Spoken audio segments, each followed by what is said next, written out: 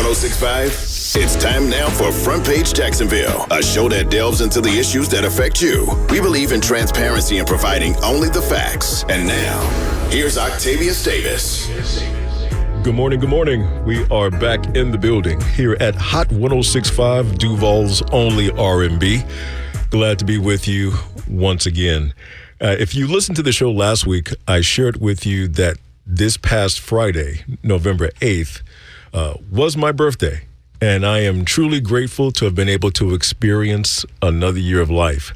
So on Friday evening, my wife and I, we went out, had a great night, went out and enjoyed A-Train Live, the experience. He was one of our guests on this show last Sunday, so it was only right for me to go out and support the brother. It was my first time going to A-Train Live, the experience. I had an opportunity to speak with both him and his lovely wife, Tracy. And I tell you, I was thoroughly entertained, my wife and I both, and it was an overall beautiful experience. If you have not yet experienced A-Train Live, the experience, please go. I don't recall how frequently they do the show, but the next time they do a show, they do the shows there at WJCT Studios, and it's top tier. The ambiance is nice. If you're like me, I'm the type of person, it is extremely rare that you will see me out in these streets doing anything from a social standpoint. Concerts, plays, mixers. No, I'm too introverted for all of that. Now, I know I do the radio show. If you follow me on social media at The $1 Million Voice, you see my dancing videos and all this humor and stuff, yada, yada, yada, yada. Look, I am extremely introverted. When I don't have to be, quote unquote, on, I am off. I am all the way off at home with my family, trying to avoid having to get in my car to go anywhere. So I'm not antisocial, I'm just introverted. And one of the things that I understand about myself better now than I did when I was younger, I used to say, I just don't like being around large crowds of people. Well, honestly, what it is for me, and I can't speak for other people, but for myself, I'm an entertainer. I'm a performer at heart. And anyone who has experienced entertaining or performing or lives a life of doing so, when you're on stage, you feed off the energy from the crowd, from the audience. They feed you. Well, when you're not on the stage, when you aren't performing, that part of you does not turn off. So when I'm in large groups of people, when I'm around, at different events and everything, and if I don't have to be on stage, if I don't have to perform, so to speak, I still feel all of that energy. And it's uncomfortable for me if I don't have an outlet to express it. And usually that expression is on stage doing whatever it is that I'm, required to do at that time. So when I'm not on, I'm off all the way. But A-Train Live, the experience was a great night out. Afterwards, we went out for dinner and we went home. I'm usually in bed on a weeknight. I'm usually in bed by 8 o'clock, 8:30 at the latest if I'm feeling a little froggy. I wake up very early in the mornings. I'm usually up at 3:30 in the mornings, at the gym by 4:30 in the morning. Wrap up at the gym at 7 o'clock, get home, get changed, boom, I'm off to the office. Sundays are no different. I wake up 3 o'clock in the morning. I'm in the studio about 4:30, getting everything situated. So the fact that my wife and I didn't doze off at our table at A-Train Live, the experience, nor did we doze off at dinner, that means that the show was entertaining. So if you have not experienced A-Train Live, the experience, I encourage you to do so. So on our way to the concert or to the comedy show, it felt like a concert, but on the way to the comedy show, again, my birthday, 46 years old, my wife asked me, "So how do you feel?" She's asked me this question before. We've been together 16 years now. I said, I feel 46. She said, well, what does that mean? I've never heard you reference that before. I said, yeah. I said, now, physically, I feel outstanding. I'm stronger than I've ever been. I'm in the best shape of my entire life. By the grace of God, I am top-notch health no issues whatsoever. Get up every day. I do not take any medications, no pains in my body. So I feel outstanding physically, but physiologically, psychologically, I feel 46. Because there have been several times I've been in the midst of conversation and I've said things like, oh yeah, MJ. Now, his name is Michael, but I call him MJ. We've been friends since we were kids. But you know what? That's 30 years of friendship. I'm referencing 30 years of friendship, and he isn't the only one. My homeboy Calvin, who lives out in Houston, in Texas, follower of the show, listener of the show, avid listener of the show. That's over 30 years of friendship. Hot 106.5's very own Wanda P. We are creeping up on 30 years of friendship. I'm sorry. If you have double-digit friendships, yeah, whatever age you are, yeah, feel every last bit of that. I feel 46. There are certain things that I will not allow myself to do, not because I can't do it, but a 46-year-old man has no business doing TikTok dances. That's just me. That's just me. Okay? A 46-year-old man has no business creating podcasts and social media content, asking women if they're going to pay 50-50, what they bring to the table. But that's just me. I think at this point I can start referring to myself as old school and saying stuff like, well, back in my day, Jack, I've ascended to the point in life where I can say, back in my day. And Jack is agreeing with me. He's shaking his head like, yeah, bro, you kind of old. He said, OD. Right? My initials literally spell OLD. Octavius Levine Davis. Old.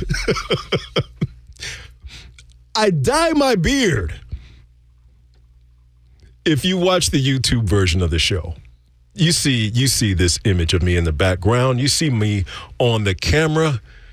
You know, black hair, black beard. That is not real. It's a facade. I am salt and pepper all the way. Mainly in my beard. My beard is about 70% salt. It's very little pepper left. Y'all remember back in the day, push it with salt and pepper? Yeah.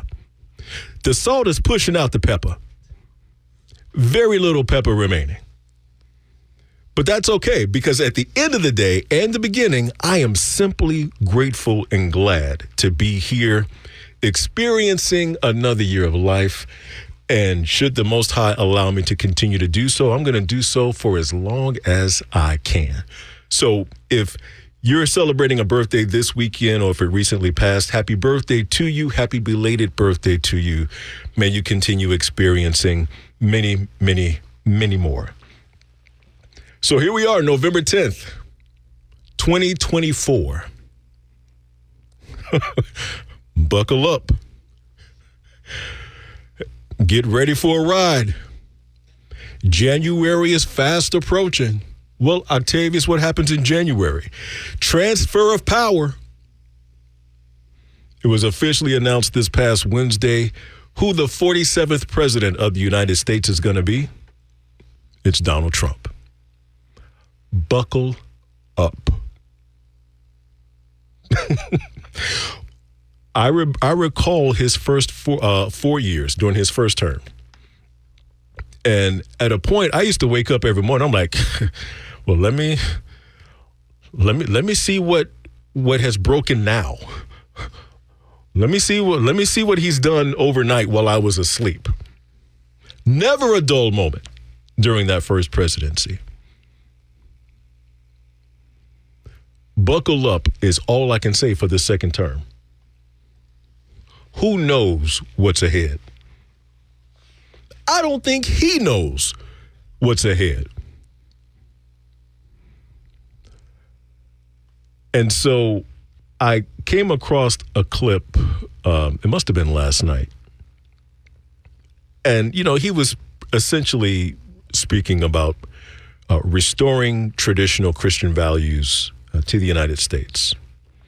How for many people who are Christians and, for the most part over years now, there has been this movement with removing God from schools is how some people refer to it as. But he's, pretty much speaking about, hey, we're going to get God back into schools, et cetera, et cetera. And so he's saying all these different things. I'm listening. I mean, it was coherent. I understood where he was going with it.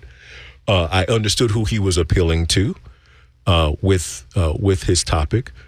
But I also noticed throughout the entire, it wasn't necessarily a speech, but as he's communicating, what he's going to do once he gets back in office, he's holding a Bible, but it's not the King James Bible. It's not the NIV, the New International Version of the Bible, or any of these other types of Bibles. I believe Donald Trump is creating his own Bible. I think he is in the process of publishing his own Bible, his own version of the Bible. Now,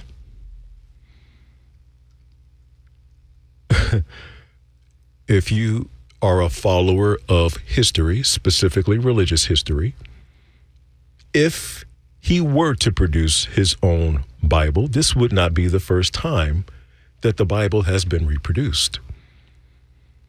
Because whether it's the King James, the NIV, the Living Translation, and all these other different versions of the Bible, even I remember about maybe 15 years ago, possibly 20 years ago, there was an African American Bible that was released into production.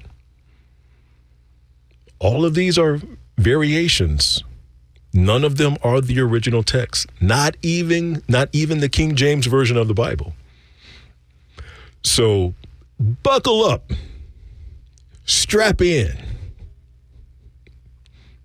go ahead and lace up your wigs and put on your chin straps because we're going to be in for, I think, an interesting second round of President Trump in the Oval Office. You're listening to Front Page Jacksonville. If you'd like to jump in on the conversation, there are going to be different topics we have a chance to discuss today, but we will also have some guests in the studio. So if you'd like to jump in on the conversation, 833-758-1065 is the number to call.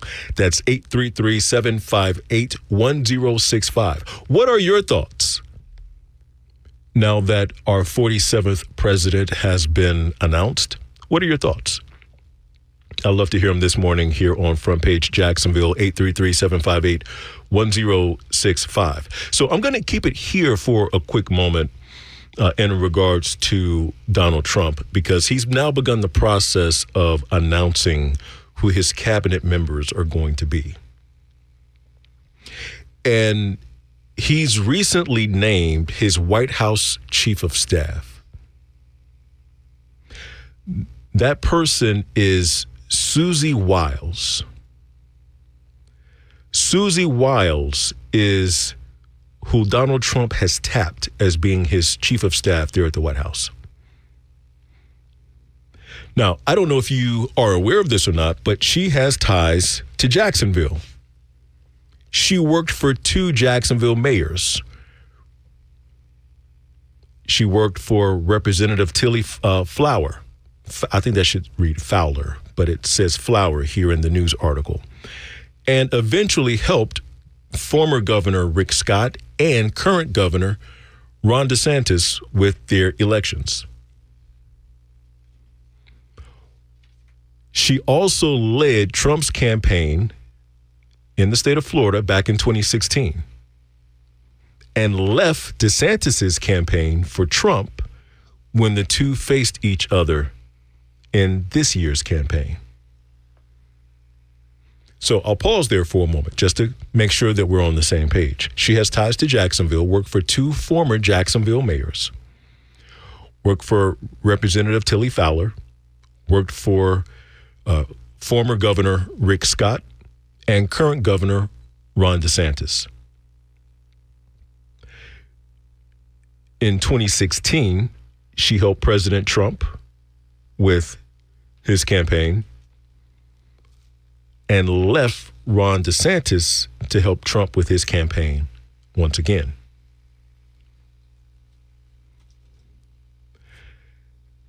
Trump hired her for his campaign in 2022 after the events of January 6th and his loss in 2020.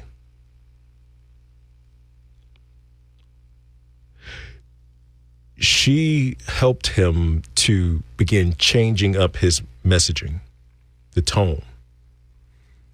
She told Trump to back off of the claims of losing the 2020 election and to encourage voting by mail. So you have to understand that with every person who runs for any elected office, they have a team of people working behind the scenes, strategists, campaign managers, et cetera, who are essentially coaching the candidate through the process to earn our vote. And so Ms. Wiles seems to be very skilled, just considering her reputation so far, her resume rather, I'll put it that way, considering her resume. And so with some of her maneuvering, she's helped Trump to become reelected. Now, she's the only person that he's announced so far as a part of his cabinet. The other positions within his cabinet that are, assumed positions that are left to be filled in his cabinet are Secretary of Agriculture, Secretary of Commerce, Secretary of Defense, Secretary of Education, and I'm going to kind of put an asterisk next to that one because I know that he was touting about doing away with the Department of Education. Secretary of Energy, Secretary of Health and Human Services, Secretary of Homeland Security. Secretary holds true for the rest of these titles. Housing and Urban Development, Interior, Labor, State, Transportation, Treasury, Veterans Affairs, and Attorney General. Now, as I mentioned, Susie Wiley, was it Wiles? Let me make sure I get it correct. Wiles. Susie Wiles was one of the minds behind his campaign. Have you seen, there's a photo circulating of the minds behind Kamala Harris's campaign. There was something that Trump's campaign team did that resonated with voters. Essentially, he has the electoral vote, which is why he's now the president-elect. But there are some things that did not resonate with voters from Kamala Harris's side. Regardless of how you chose to vote, I've said before in the show, hey, that's your business. But I am curious, what are your thoughts on the overall outcome when you speak about how the campaigns were run? 833-758-1065. That's 833-758-1065. I'll share with you my thoughts. My thought is that Kamala Harris's team left a whole lot on the field. On the table. They left a whole lot on the table. Opportunities that weren't capitalized on, and in a lot of ways, there was a lot of tone deafness throughout that campaign. A lack of connection from what's really going on in the homes of the American people. I think maybe back in June, possibly even July, her very first campaign rally, when they had Meg the Stallion on stage twerking and such, my first thought was, oh, you have got to be kidding me. What kind of foolishness is this? I don't think her campaign ever really recovered from that. And things just became, became a snowball effect from that moment. But what are your thoughts? 833-758-1065 is the number to call if you'd like to hop on Front Page Jacksonville. We have a lot more coming up in just a bit. I'm Octavius Davis. See you in a moment. Now back to the show that informs you and discusses the issues. Front Page Jacksonville on Hot 106.5. 833-758-1065 is the number to call if you'd like to join the conversation here on Front Page Jacksonville. On the other side of the break, we were just very briefly discussing President-elect Donald Trump and his cabinet that he's begun announcing. Of course, J.D. Vance is his vice president, and then Susie Wiles is his, she'll be his chief of staff there at the White House. And so there has not been a transfer of power yet. He hasn't sworn in yet. But already, and it hasn't even been a full week yet since he was announced as the winner of the presidential election.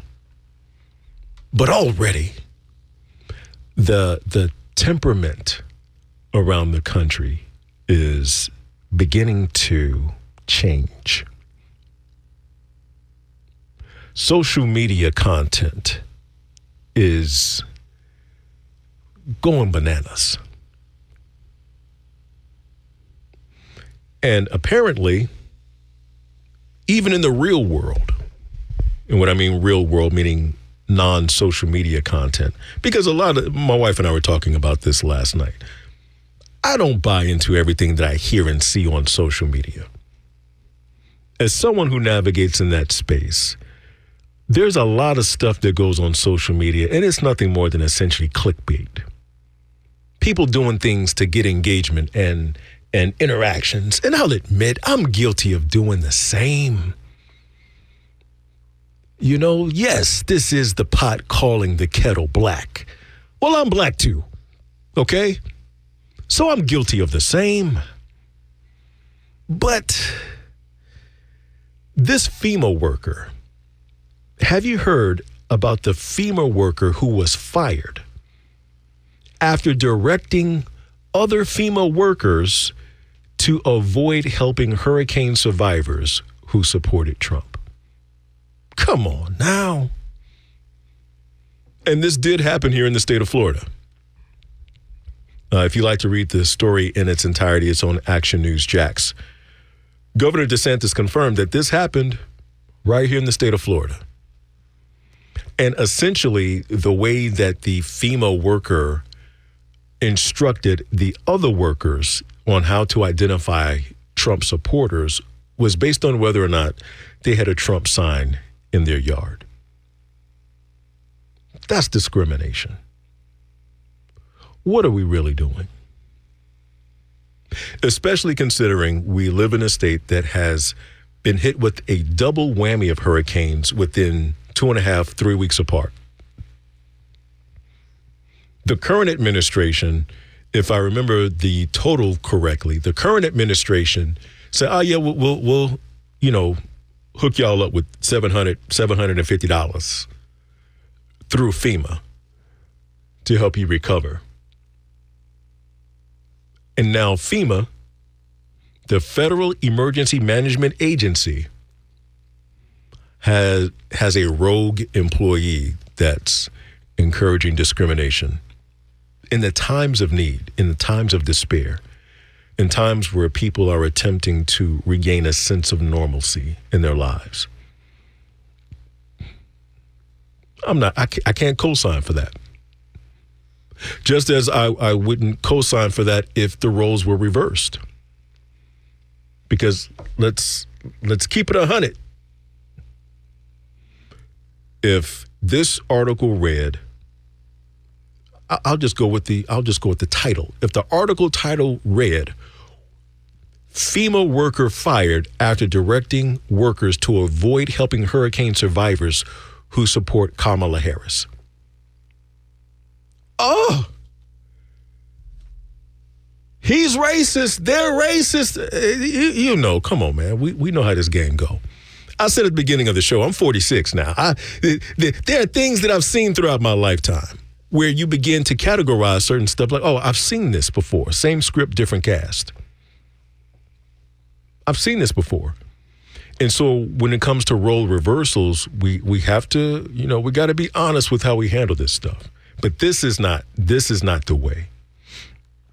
Now wanting to discriminate against other citizens, American citizens, who simply exercised the same right that you and I have. And because they exercised their vote in a way that you disagree with, now it's all right. Let's start laying the foundation for a civil war, for a civil uprising, us against them. No, man, come on. Come on, what are we doing? This is not okay. But the FEMA worker was fired. They were let go. FEMA released a statement. This is a clear violation of FEMA's core values and principles to help people regardless of their political affiliation. FEMA Administrator Deanne Criswell said this was reprehensible. I agree. Come on. We're better than that.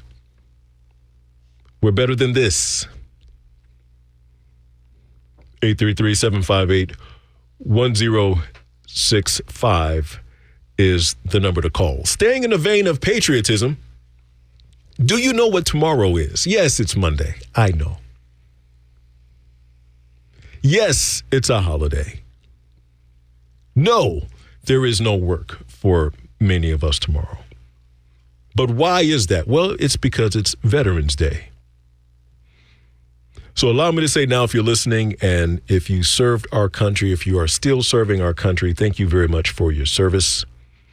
My wife and I have two daughters that served in the United States Navy, the U.S. Navy. Grateful for their service. One, she's still operating. What is it called? It completely slipped my mind. That thought completely slipped my mind. She's not full active duty. The reserve. There we go. I know if I kept talking, I knew it would come back to me. She still serves in the reserves.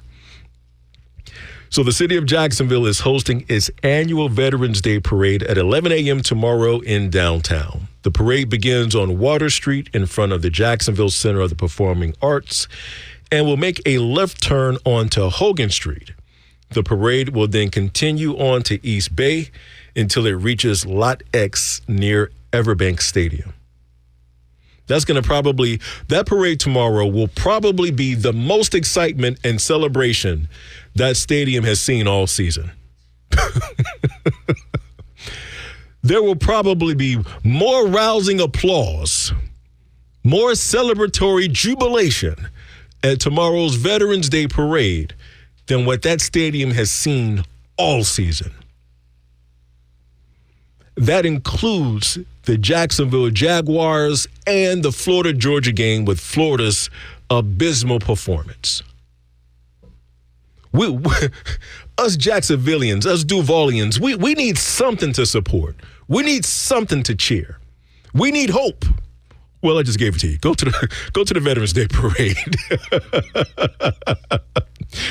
We need to tailgate at the Veterans Day Parade. All right, bring RV City back one more again for the Veterans Day Parade.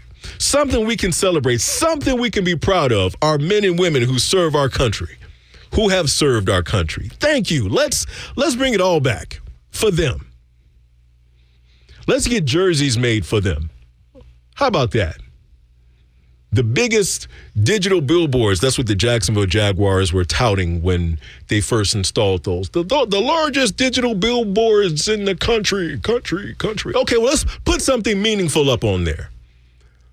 Let's celebrate our veterans. And let's stop showing losses, abysmal performances by the Jaguars. I am so disappointed. I know I'm turning left right now. It's Sunday, and they play down there today. So I'm feeling some kind of way. I am so disappointed. Got my little Jaguar gear. Went out and bought me a new little Jaguar hat at the beginning, before the season started. Was talking to my wife, yeah, babe, so we're going to get these season tickets, and, I want to sit in this particular area, blase, blase, blah. After game 3, I was like, absolutely not. I refuse.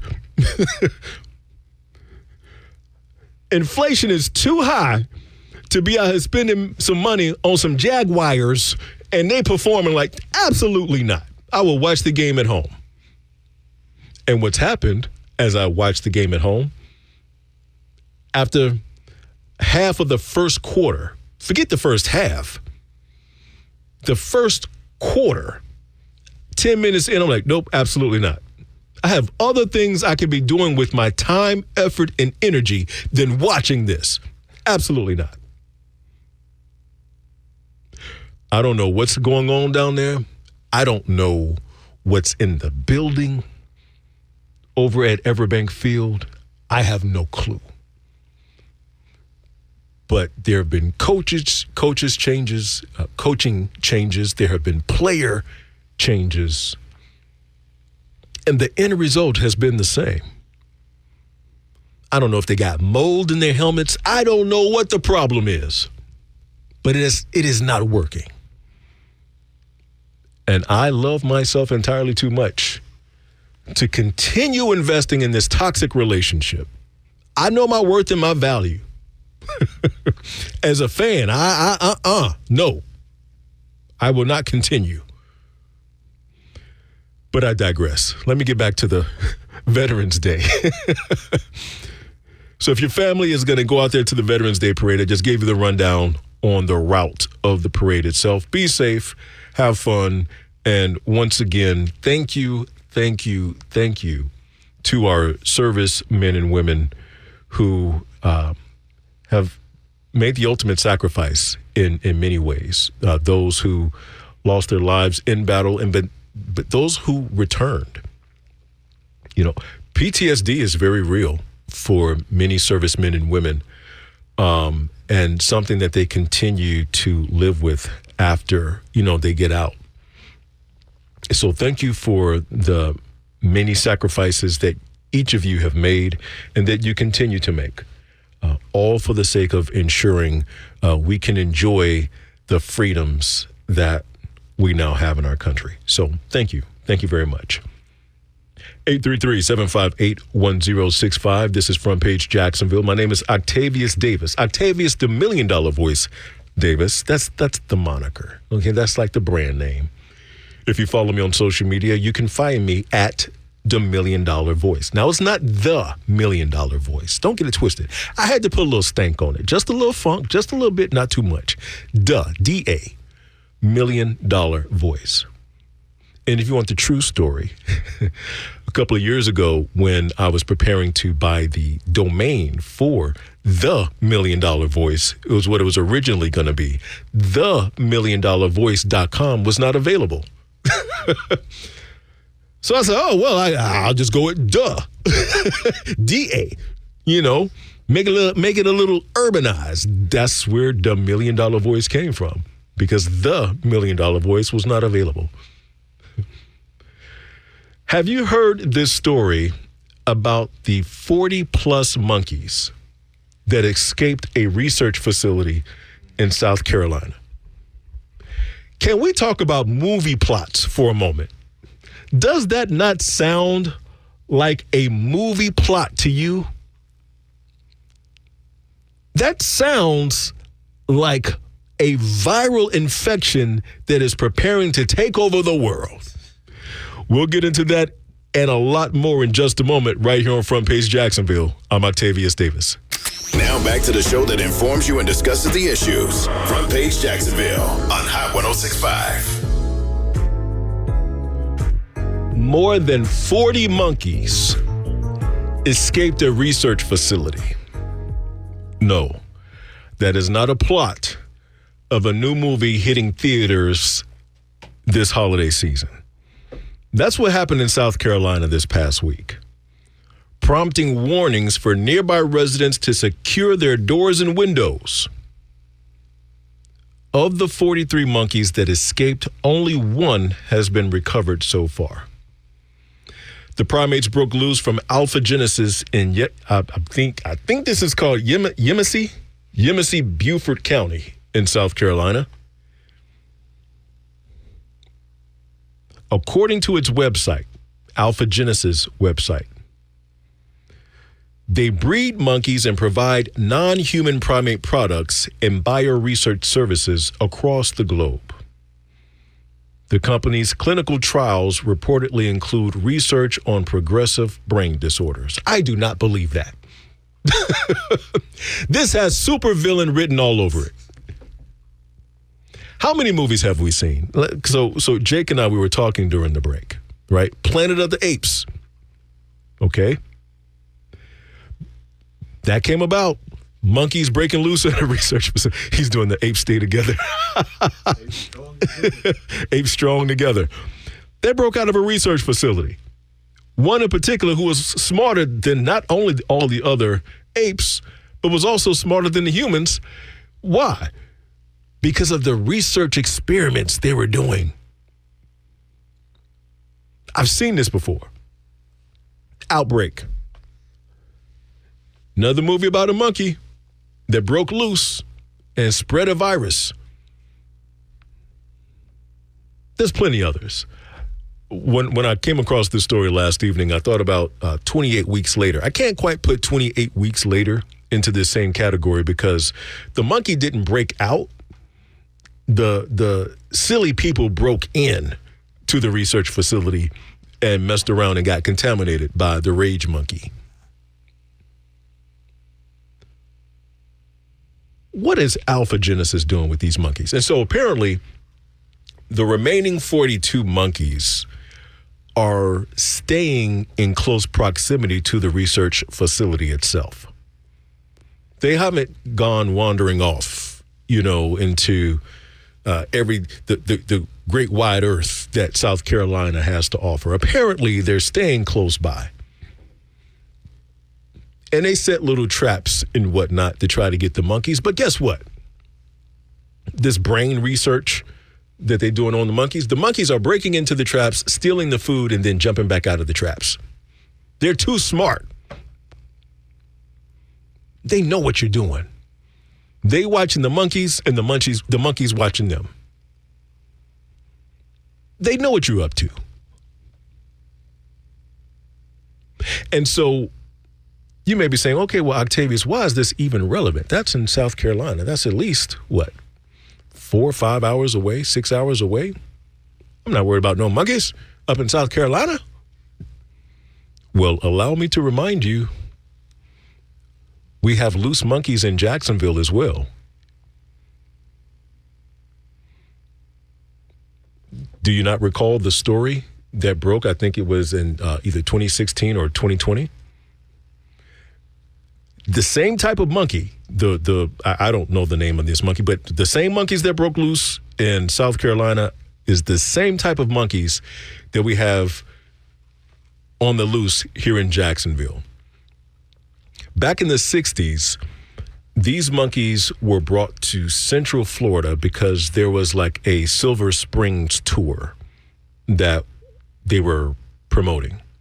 And so the monkeys were set free in the Silver Springs area so that as people are on the little boat ride or whatever through Silver Springs, you got the monkeys, all that good stuff. Okay, that's all fine and well. But they migrated. They didn't want to hang out in Silver Springs no more. And they migrated up to Jacksonville in the Julington Creek area. There are wild monkeys in Jacksonville. All these trees that we have around here. Don't think just because they broke loose in South Carolina, we don't have to worry about monkeys down here in Jacksonville. We have monkeys here as well. And when the article broke loose, they were very emphatic in the news article. If you see them, do not approach them. Why? Because this particular type of monkey carries the herpes B virus, which can cause brain damage and even death in humans. So take that for what it's worth. But again, when is the last time you saw Outbreak? The movie Outbreak. You know, Morgan Freeman. The situation with the monkey that someone had on a ship. Some kind of way the monkey got into one of the crates or containers that made land. The monkey got out and began contaminating an entire small town. I think it was the same type of monkey. So I hear what Alpha Genesis is saying of, oh, yeah, well, you know, yeah, we were doing some research on progressive brain disorders on these particular monkeys. And, oh, no, they got out, but there's no cause for concern. Just keep your windows and your doors locked. What if they pick the doors and the locks? Because they already picking your booby traps and stealing the food. I don't know. Sounds a little fishy. But that's some of the craziness that's happening right now up in South Carolina, but also right here in Jacksonville. So again, if you see monkeys, if you're over in the Julington Creek area, just be aware that we do have some around here. Last week, and I think maybe even the week before, did different topics or stories on the Jacksonville Sheriff's Office. Last week in particular, we were speaking about the debacle that took place at the Florida-Georgia game. And during last week's show, I made a correlation because the Jacksonville Sheriff's Office had recently released a report about there being 30 gangs in the city of Jacksonville. And then I posed a rhetorical question, you know, do we have to add another gang to that number, making it 31 gangs in Jacksonville? And then I referenced the incidents where three different instances where the Jacksonville Sheriff's Office was involved there at the Florida-Georgia game, and video was on social media of these officers pummeling these individuals at the game. And I said on the show last week that, hey, I don't want to hear PR talk points. I do public relations in my day job, so I know talk points when I hear them. I know what they look like, sound like, blah, blah, blah, blah, blah. I also went on to say that I was going to work to get Sheriff T.K. Waters on the show. I reached out to the Jacksonville Sheriff's Office. Officer Hancock, want to give him a shout out this morning. He's the public information officer there at JSO. Was working diligently in an effort to try to get Sheriff Waters on the show this morning, but his schedule just wouldn't line up. But we will continue talking in the upcoming weeks and schedule a future date and time to get Sheriff Waters in on the show. So I believe it was on Tuesday of this past week, the Jacksonville Sheriff's Office held a press conference. And I was impressed. I'll state that on the front end. I was impressed with the press conference because it did not come across to me as if Sheriff Waters and his other officers that gave explanations of what happened at the game didn't feel like they were giving us talk points. It didn't feel like anything was coached. It felt like it was genuine. It felt transparent. What I appreciate most, I can't think of the officer's name. Sheriff Waters opened up the press conference. He then handed it off to another officer who essentially gave us a play-by-play per video of what happened, why it happened, what led up to this particular thing, what this particular action meant. They even highlighted different aspects of the video, different actions. And as I watched, I'm like, you know what? It was justified. The officer's response in each situation was justified. And so what I did walk away with once seeing that press conference was, I believe there's a disconnect. And I believe that disconnect is, I'm going to call it a knowledge gap for us as citizens and understanding what officers are truly trained to do and how they interpret different actions when they're in the field. Because case in point, if I recall correctly, and I'm going to pull the transcript when I bring Sheriff Waters in on the show, I'm going to pull the transcript of the presser that they gave this past week, because there was a moment where the officer who was giving us the breakdown and play-by-play, he referenced at this particular moment, this is where the assault on the officer took place. And the gentleman, I think the gentleman's hand was on the officer's shirt, if I remember correctly. Now, I don't know that prior to that, I would have necessarily classified that as assault in my mind. So often I've heard the terms assault and battery paired together, but clearly assault and battery are two completely different things. And so I believe that there are some knowledge gaps that we have as citizens as it relates to officers and interacting with them the right way, the wrong way, how this could particularly be interpreted, et cetera, et cetera, et cetera. So I think there's an opportunity, and I'm saying us because I include myself in this. I think there's an opportunity to gain a deeper understanding of not only the job that our officers do on a daily basis, but also getting a better understanding of why they respond the way they do in certain situations. I think it would make for a great conversation. I also believe that this is why it's important for community town halls between the local sheriff's office and the community. I think this is one way that relationships can be strengthened as you speak about public perception of officers, especially within our community as African Americans. These town hall meetings were happening at some point a couple of years ago, but then they stopped. I think it's a great opportunity to get them back up and going, because they did a phenomenal job. I got to give it to Sheriff Waters and his team. They did a phenomenal job with how they explained the events that took place at the Florida-Georgia game. You're listening to Hot 106.5 FM, Duval's only R&B, WHJX Ponte Vedra Beach. We are Hot 106.5 FM. This is Front Page Jacksonville. I'm Octavius Davis. Thank you so much for hanging out with me this morning. If you would like to jump in on the conversation, 833-758-1065 is the number to call. That's 833-758-1065.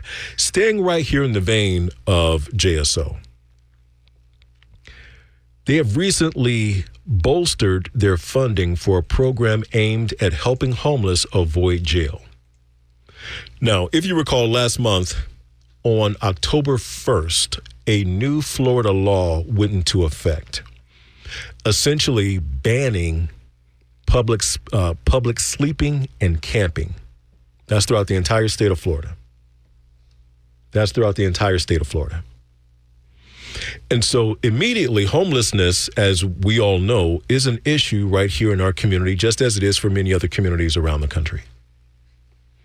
And if I remember the article correctly from last month, individuals can either be fined or face jail time for public sleeping or public camping.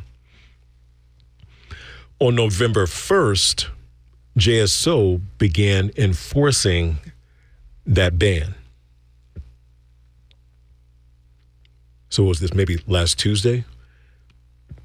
No. Well, I don't know. I don't have a calendar in front of me. November 1st, whenever that was. I'm not going to try to backtrack on the math. Here's what JSO has done. Before any arrests were made, Sheriff Waters began beefing up funding for a program designed to give homeless individuals an alternative to jail. Waters recently diverted an additional $117,000 to the Homeward Bound program, a nearly 700% increase compared to its past funding levels. If you're a JSO officer, you don't really want to arrest someone in need and that's just camping on the street. You want to get them somewhere, said Jake Gordon, CEO of Downtown Vision, Inc. Shout out to Downtown Vision, Inc. They do a phenomenal job with many of the events and initiatives happening in downtown Jacksonville. Gordon explained Homeward Bound is a partnership between the nonprofit and the Jacksonville Sheriff's Office. The goal is to identify a place where a homeless person in Jacksonville has better support, and they will pay for them to go where they have more support. No matter where in the country that is, JSO, Downtown Vision, Inc., is ready, willing, and prepared to purchase a Greyhound bus ticket for those individuals to help get them to wherever their support system is. That's very to me that is what public service is all about. I love that. Since the start of the enforcement, JSO has made 16 arrests for public sleeping and camping violations. Now, again, keep in perspective, Sheriff Waters already made the statement. They don't want to arrest. JSO does not want to arrest individuals who don't have any place to go. But unfortunately, this is now the new law that the state of Florida has passed. In that same time period, Homeward Bound has helped 10 people avoid jail and return home. So that's 26 lives that have been impacted so far since November 1st. 16 have been arrested, but 10 have been helped. Also, last month, when I first brought this public ban to light on the show, I also referenced how Mayor Deegan was attempting to have City Council approve a larger budget that would help with affordable housing and homelessness programs here in the city. Unfortunately, that fell short. I believe she was proposing $13.6 million. I think maybe $2.5 million was approved. Since October 1st of last year, Homeward Bound has helped 300 homeless individuals get back home. So this isn't a new program. JSO has just increased the funding. According to the article, they've increased the funding by about 700%.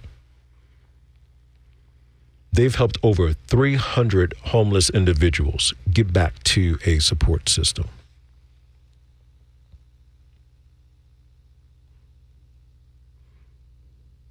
Did you know that most of the homeless individuals that we see throughout our community were formerly in the foster care system?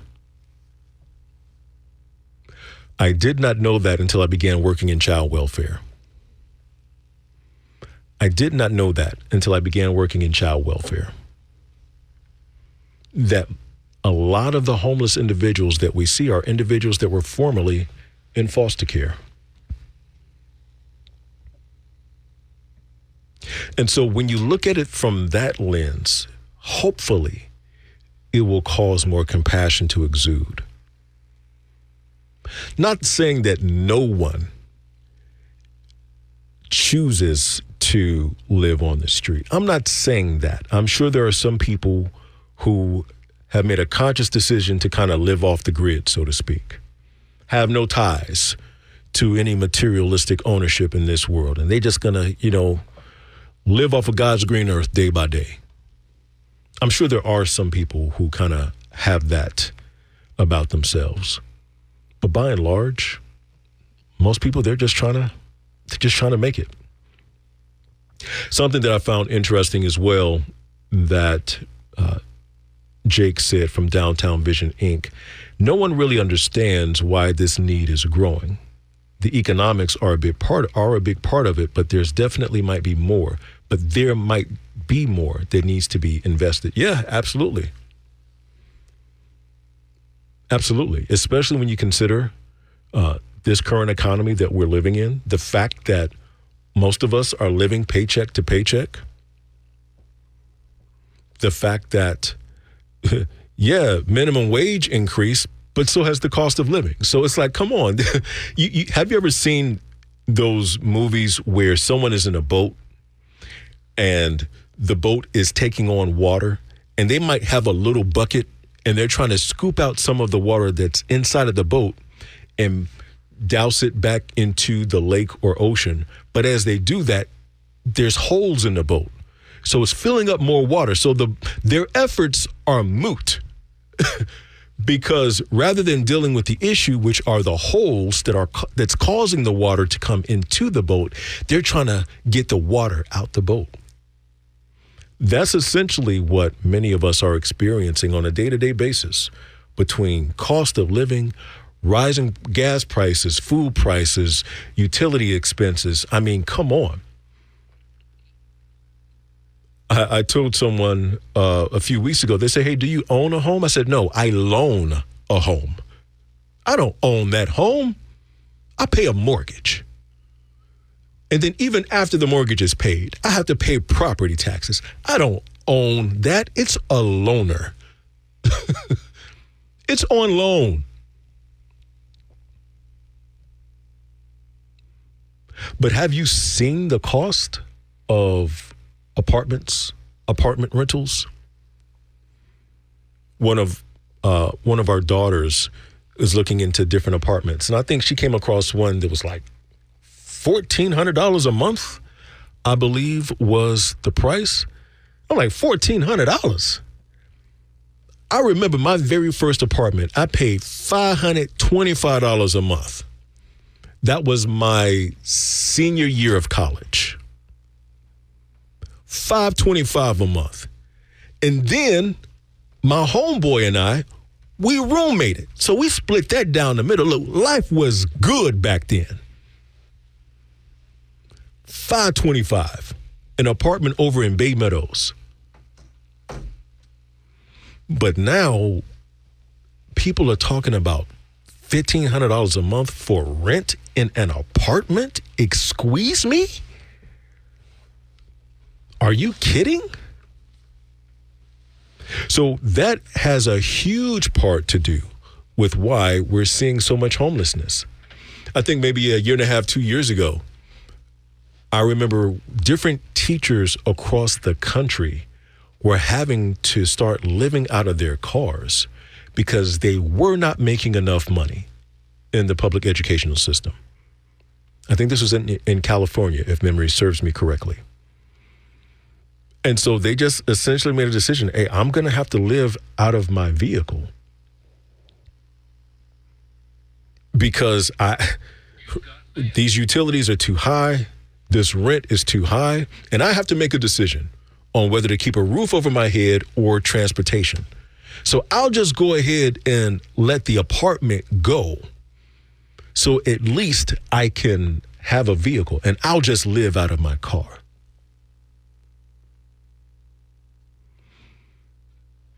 Look, people are just simply trying to make ends meet. And so it's when it becomes an unfortunate situation where people find themselves having to sleep on the street and camp in different parks. I forget which park it was. It was a park over off Bay Meadows where families were sleeping in their vehicles and using the restroom facilities there at the park the next day to get their children to and from school. It is real out here in these streets. And so at the top of the show, I made mention about just, high-level overview about some of the differences between the Trump campaign and the Harris campaign. And one of the things I mentioned was, I think there are some instances where the Harris's campaign was There was a bit of a disconnect. Wasn't quite connecting with what people are actually dealing with and experiencing. This is a part of it. So I say all of that to say, kudos to the Jacksonville Sheriff's Office for increasing the budget for the Homeward Bound program, helping 26 people so far since the new Florida ban went into place October 1st, making it illegal to sleep on the streets or to camp. Kudos to Downtown Vision, Inc. for partnering with the Jacksonville Sheriff's Office with this program. And since October 1st of last year, have helped 300 homeless individuals get back home.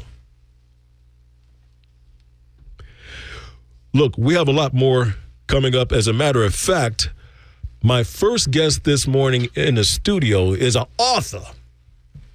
She's releasing a children's book, but her accolades do not stop there. Ladies and gentlemen, I got a legend in the studios with me today. I got somebody who has being revered in her hometown. And we'll talk with her in just a moment. You're listening to Front Page Jacksonville. I'm Octavius Davis. Front Page Jacksonville resumes on Hot 106.5. So if you're a regular listener of the show, you know that I am Tiger proud every day of the week. Well, I'm glad to have one of my sisters, another Tiger, here in the studio with me. I'm talking about LaToya Jordan. LaToya, welcome to Front Page Jacksonville. Thank you for having me. Absolutely. Now, LaToya, when did you graduate? I graduated actually and came back to graduate in 2017, but I was at Edward Waters from 2002 to 5, and then I went off to overseas to play basketball. So we were there at EDub together. Yes. Right? We were there together. Now, let's talk about that very quickly because you are a former professional athlete. You played professionally overseas. What was that experience like for you? It was amazing because at that time the WNBA was just starting. Yeah. Well, they were just getting their foot wet, and most of those women were still going overseas to play. So they were playing WNBA and then they would head overseas. Yeah. Yes. So, and that's what they're still doing now. That's what happened with the young lady Griner who went Brittany over there. Griner, yeah. Brittany. So it was amazing. It was a great experience to experience another culture, another continent. It was very exciting, different from the U.S., but I can say that having that up under my resume, it was a great experience at that moment. I mean, the professionalism that they displayed over there overseas was wonderful. So I enjoyed my short stay because that's where I tore my Achilles and my career was ended. Because of as soon as I got over there, start playing basketball, maybe 4 or 5 games in, I tore my Achilles, and from there came back in December. That's January is the second half of the season. Okay. And I came back in December, and I didn't go back because after tearing my Achilles, I just couldn't recover. Sure, makes sense. Now, you've played basketball for a very long time. Any pressure at all having the last name Jordan and being on a basketball court? I took it with great stride. Yeah. I mean, if some people was to Google my name and look up, you'll see a few articles from high school, probably college, that just having that name Jordan and wearing 23 was a blessing. I took it with great challenge. If you got Kobe fans, I'm a Michael Jordan fan. I think he's the GOAT. Absolutely. I like Kobe, and I like his mentality for as the game. And I was built like that. It was no pressure because I love the challenge. Yeah. So studying Michael Jordan, studying Kobe, even giving props to LeBron. No doubt.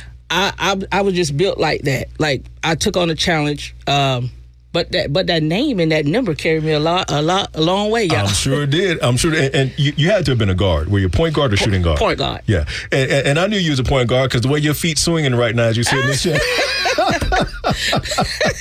During the break, she was trying to get in the chest. It was a sight to behold. I told him I don't have the athletics, but I think I can still shoot. I was struggling over here. Yeah, it's all good. It's all good. You mentioned about high school. and playing ball there in high school, there is something that the city of Pompano, because you're from Pompano Beach, Florida. Yes. And you come from, or rather, Pompano. Pompano has produced some pretty significant athletes throughout the years, and yourself, along with a few other athletes, are going to be recognized by the city of Pompano Beach. Talk to us about what that event is, but also who are some of the other athletes that you are going to be recognized with. Yes, I'm from Pompano Beach, Florida, and what the city of Pompano Beach decided to do to recognize their sports legends was to select the top 8, and I was one of them. And we also have on that mural that will be displayed next month will be Lamar Jackson, Tyrone Carter, Johnny Jones, James Jones, and a few others. Yeah. And just to be alongside some of those great names, it's an honor. So I want to salute Pompano Beach for just giving me my flowers while I'm yet alive, and I just want to tell them thank you. Yeah, and that's pretty awesome. Of course, Lamar Jackson, I think the 2-time MVP there in the NFL. When draft night, my man was the last one in the draft room. Everybody was trying to tell him that he needed to switch to be a receiver. He's like, no, I'm a quarterback. That's right. I'm a quarterback. And I'll be doggone. And I'm definitely one of, the biggest fans, especially when you're coming from the same city. Yeah. So I'm a big fan. I cheer him on every Sunday. I like, now that I'm in Jacksonville, I know Jacksonville ain't doing too hot, but I still jump on board a little bit, even though we were talking about the Jags, So wherever I reside at, I try to support 100%. But Lamar Jackson is definitely. The Ravens are definitely, wherever he goes. I'm like some of y'all LeBron fans. Wherever he go, that's where we going. That's how Alaska could start an NFL team. Like, well, I guess if Lamar Jackson is their quarterback, I'm going to be an Alaska fan. I understand. Well, I want to get, in just a moment, I want to talk about a book that you've recently written. Mm-hmm. Before I go there, I do want to touch on one other piece as it relates to your professional basketball career, because I'm not sure if you've heard or not, but there is talks of a group that's trying to bring a WNBA team to Jacksonville. Oh, that's awesome. What are your thoughts? Do you think Jacksonville is ready for a WNBA team? Been here since 2002, left, came back in 2017, and I've been fortunate to pay attention to some of the women's high school. Yeah. Jacksonville always produces great women basketball programs. I played in high school against some of the best. Yeah. I think it will be great for the city. I think it will bring great revenue for them. I think it'll be different, and it will push the young women who want to be professional or see that. It'll spark something in them to want to go to the next level. Speaking about sparking something on the inside of young ladies throughout the city of Jacksonville, you've recently written a book in an effort to inspire confidence in these young people. Talk to us about what motivated you to write your book, and what's the name of the book? The book you can find on Amazon, Walmart, Target, Barnes & Noble. It's called The Little Superstar. Actually, the book is about me. The character name is Olivia. Olivia is me. And it just tells you with the young kids that keep going, never give up, stay motivated. But inside the process of playing basketball, you meet friends. Yeah. You become a great teammate.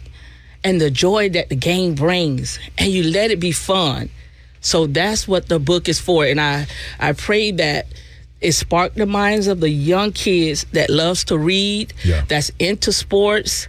That'll be wonderful. So if I hear if you're listening and you're a teacher, because I'm in educational, I work for Duval County School Board. So if you are a teacher or you're in a sports league, you can find me on Facebook or Instagram, LaToya Jordan, and I'll be more than welcome to come meet and greet, encourage, come speak to the young youth.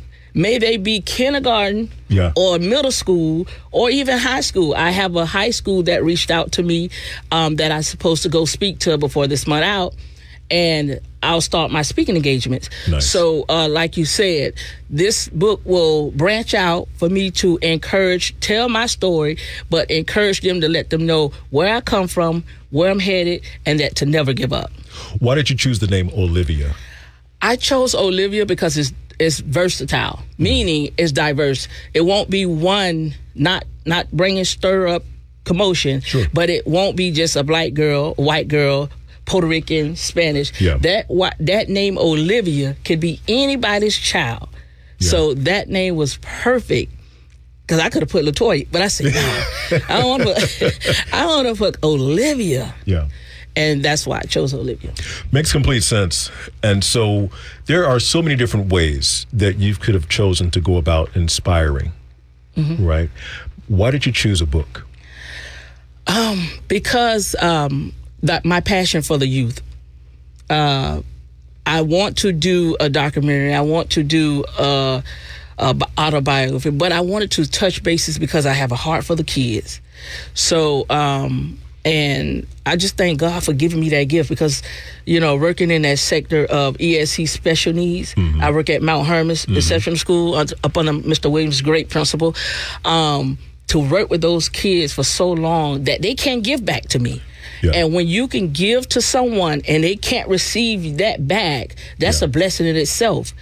And when you do that, God will return the favor. Yeah. So I thank God. So that it was my passion for the kids. Yeah. It's the passion for the kids. I definitely relate to that. I actually run an after-school literacy program. Okay. Oh, and awesome. I've done it with the Jacksonville Police Athletic League for, this is my second year now. I'm at their West Side location. And to your point, there's something very gratifying and fulfilling about working with young people, helping them through their challenges with reading and what have you. And I think what's made the biggest impact on me, I had a chance to go back to the Monument Road location a few months ago. I was at the Monument Road location last fall. I walked in the gymnasium, and you know as well as I, there's very little African-American male representation in the classroom. Right. I walk in the gymnasium, and one of the young men, Kamari, he saw me from across the gym. He's like, Mr. Davis. And I mean, my man broke out in a full-on sprint to come dap me up, talk to me about everything that was going on.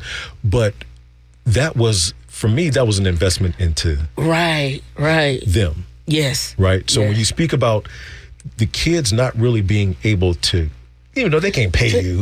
You know what I'm saying? But the investment that you're able to deposit into them. What's one thing that you hope one child is able to walk away with after reading your book? Teamwork. And teamwork can be a great definition. It goes back into unselfish because you're not thinking about yourself. You're thinking about your teammate. Right. So whatever I can do as a little kid, if you go into a child of a mind, they're very innocent. Yep. So if you could teach your child, when they read the book, they can see that it's not about me. It's about my teammate and the joy to see him or her make the shot, smile and celebrate, because sometimes we become selfish in the basketball arena. Oh yeah. I mean, I have a little bit, and we get challenging and competitive, but it goes back to teamwork and the joy that it brings when you're not selfish, because we all win when we are not selfish. That is LaToya Jordan, author, philanthropist, legend, Pompano Beach sports legend, who's talking with us this morning. LaToya, before you head out, share with the listeners one more time the name of the book and where they can get their copy.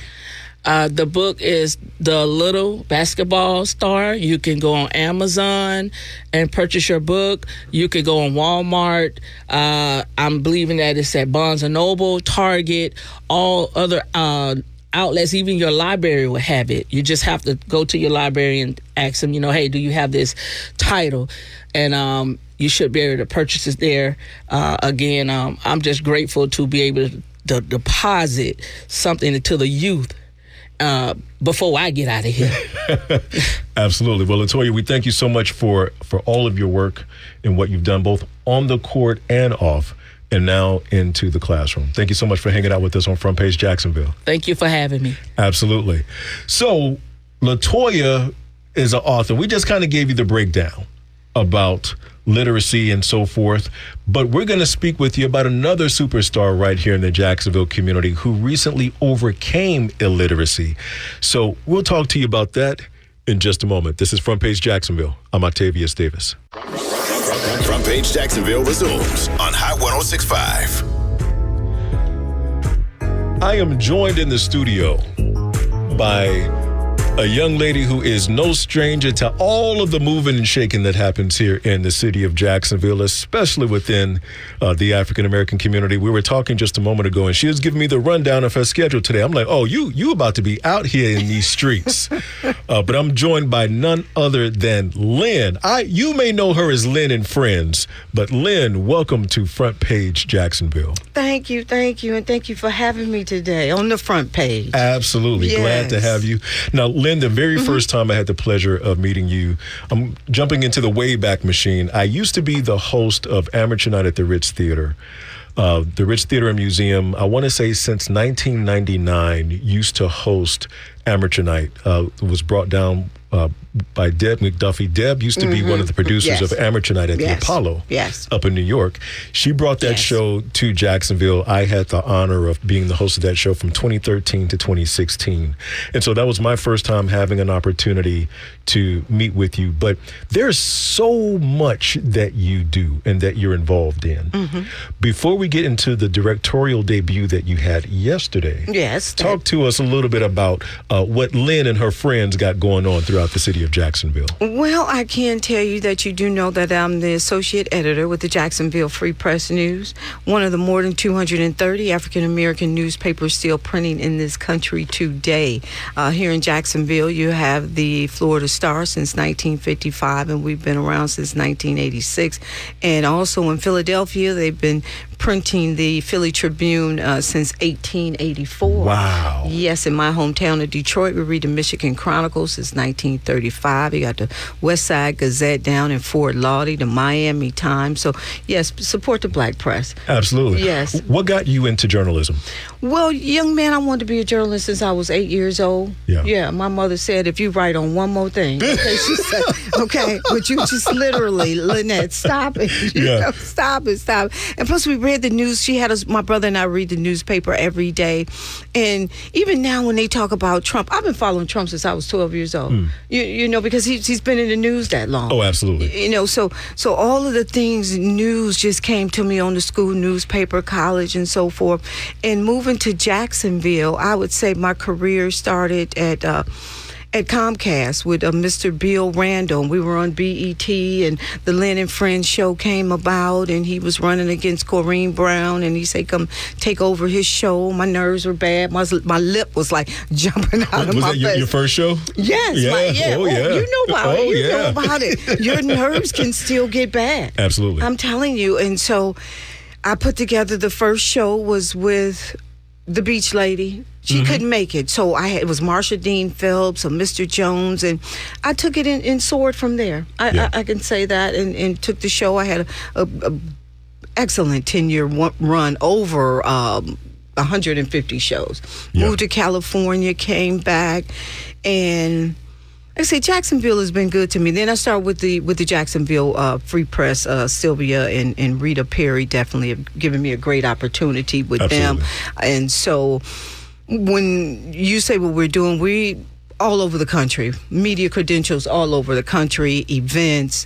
I've interviewed, I'd say, like I say, from Barack to Tiger Woods to Terry Bradshaw. I mean, individuals that I can call on today. Sure. I can tell you that. So when you talk about what we're doing in the community, we have a section in the newspaper, the Around Town section, so we know where all the events are.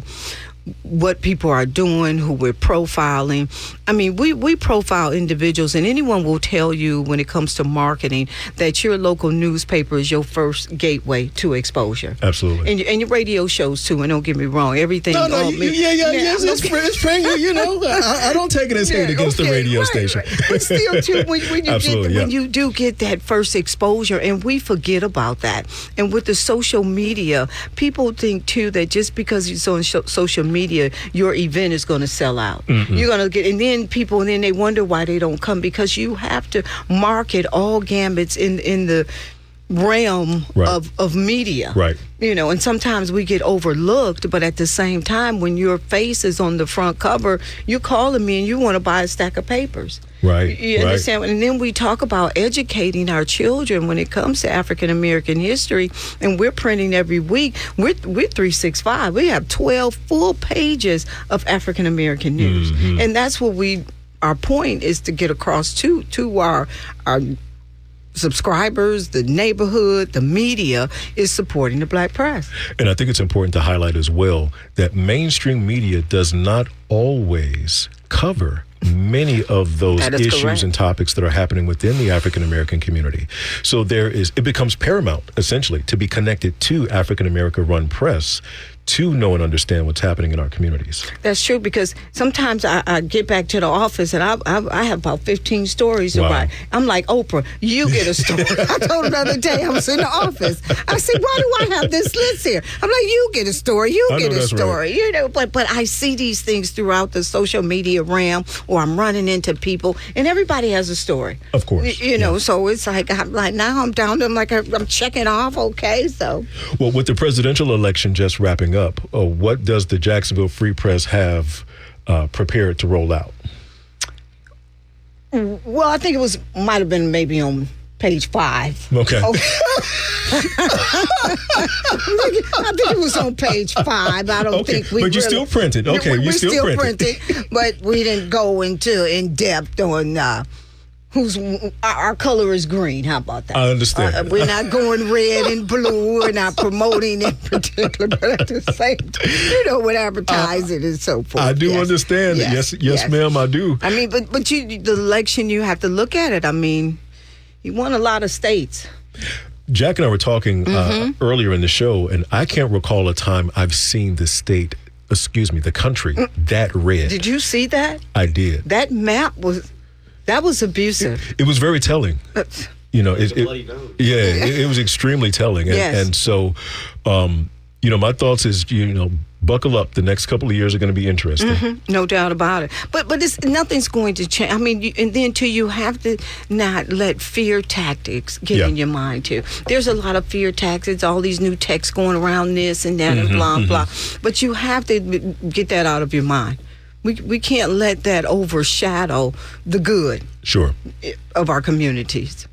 833-758-1065 is the number to call. You're listening to Front Page Jacksonville. I am joined by Lynn, one of the African American media mavens. Oh, talk to me. Come on now. Oh, give it to me. Give it to me. I am that. Yes. Right here in our very own community. And so you spoke with us briefly about your journey into journalism, but yesterday you made your directorial film debut. Yes. Talk to us about the film and why. Why did you choose to tell this particular story in film? Well, Rashad Solomon has had about 14 surgeries. His brother had probably about 15 or 16 surgeries. They have cerebral palsy. So cerebral palsy, how it damages your body and you twist it up. They had to twist his feet, twist his arm, twist his fingers. And I met him about 10 years ago. And he was just so impressive. You know what I mean? We talk about being handicapped, but what does handicap really mean? Right. But he's in a wheelchair, but yet he's coordinating modeling shows. He has a podcast. I mean, he's just so overwhelming. And so what we did is we delved into his story. And in the documentary, you see how he goes to the grocery store. You see how he gets up and walk. And plus he's LGBTQRL and no Plus, yeah. block P. And so, right. Okay. So, but that was the thing, too, that his mother, you know, he didn't think she knew that he was gay and so forth. And she said she did. But like she said, you're already handicapped.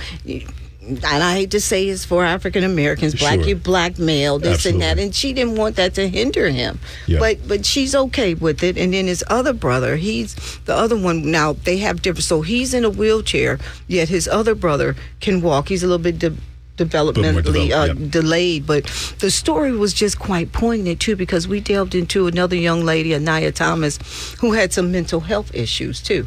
So it was showing him delving into these different so-called handicaps. Sure. Another young lady had breast cancer. Stephanie. The photos we show, when you talk about radiation, she showed where her skin just was falling off of her. Wow. Just falling From the off treatment? from the radiation. Wow. From the radiation. We had a packed house. It was an emotional. People were crying. His mother, and she talked about how having 2 babies, you know, and being able to care for children, handicapped children. Mothers go through a lot. I don't think we give them enough credit for this. Sure. You know? And when you speak about cerebral palsy, throughout your time of doing this film, did you have an opportunity to delve into, you know, how does cerebral palsy impact the African American community? Do we see it on a large scale across the country in comparison to other ethnic groups? You know what? I apologize for that. I don't think so. I think autism, because I have an autistic 20-year-old a grandchild, it may impact, I don't have the numbers, but Sure. not a mother that has 2. Yeah. How about that? Yeah. Yeah. 2 back to back. I can say that. Which is interesting. Did you have a chance to delve into her story? Yes. Oh, she talked about how she got pregnant and the pain and how she turned black and just how it came, and it overtook her. It really overtook her. And then, like she said, the challenges when the baby is born, all the surgeries. But yet, in the end, she said, hey, she was given that assignment and she took it. And now look at them. They're healthy. We're making a documentary. There you go. Know, when you say you have to go through it to get to it, this is what they've done. A moment ago, you mentioned, you know, what is handicap? Right? Because we hear people, That's right. throw that term around. And you just briefly touched on the mother's experience with raising 2 sons with cerebral palsy. Both young men, they're now adults. Yes. Am I correct? Yes. So here it is.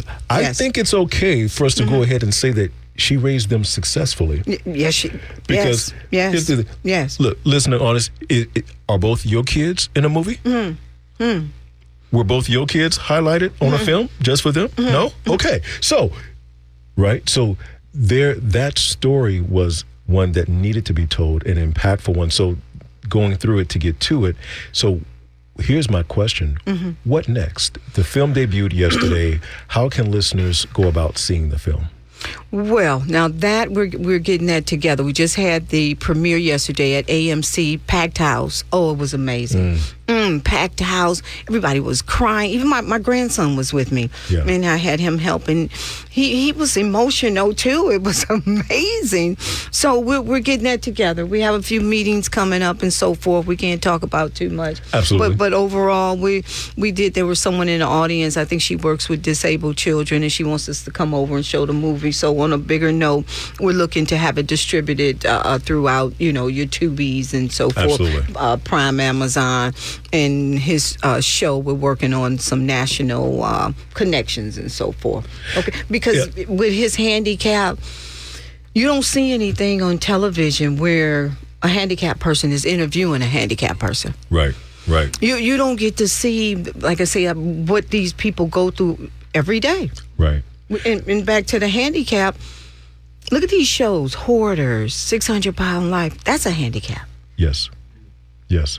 And so, suffice it to say, handicap doesn't necessarily limit one physically, but there's a mental aspect to that as well. And there have been instances where I've seen individuals who have been labeled as handicapped or disabled and have done far more Talk to me. with their life, have been far more progressive than someone who has full capability of their extremities and full mental capacity. That's true. And so these two brothers that you highlighted on the documentary, before we head out of here, what were their thoughts once everything was debuted yesterday?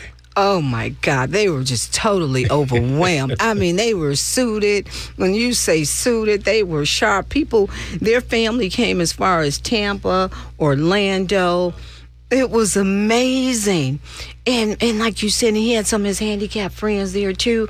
Oh, they were just as proud. Or they was pulling up and they was doing wheelies in the wheelchair.